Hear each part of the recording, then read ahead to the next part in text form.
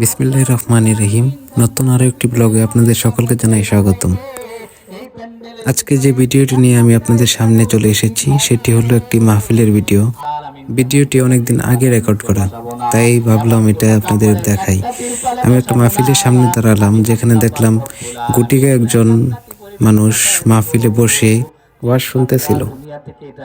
কিন্তু পরক্ষণে আমি যদি মাহফিলের বাইরের চিত্রটা দেখাই, সেখানের পরিবেশটা সম্পূর্ণ ভিন্ন। আমরা যদি বাইরের দিকে তাকাই, সেখানে দেখব মাহফিলের নাম করে বড় পরিসরে মেলা জমেছে। মাহফিলের ভিতরে যেখানে প্রায় 10-15 জন মানুষ বসে ওয়াজ শুনতেছিল, সেখানে মেলাতে দেখেন নারী পুরুষের অভাব নাই, পা ফেলার বিন্দু পরিমাণ জায়গাটা পর্যন্ত নাই। আমরা আসলে জাতি হিসেবে কতটা নির্লজ্জ হলে এমনটা হতে পারে। মাহফিলের মধ্যে মেলা, এটা আমাদের ইসলামিক কোনো কালচার হতে পারে না। মেলাতে দেখেন নারী পুরুষ থেকে শুরু করে সব বয়সের মানুষ এখানে ভিড় করে বসে আছে।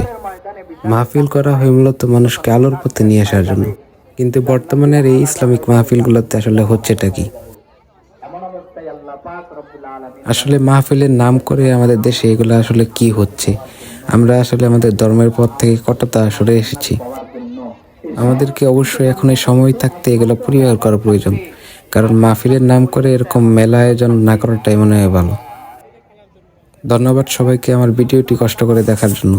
যদি কারো কোনো মন্তব্য থাকে কমেন্টে জানাতে পারেন, এবং যদি আমার কোনো কিছু ভুল হয়ে থাকে সেটাও জানাবেন আশা করি। ধন্যবাদ সবাইকে। এজন্য আল্লাহর নবী বলেন,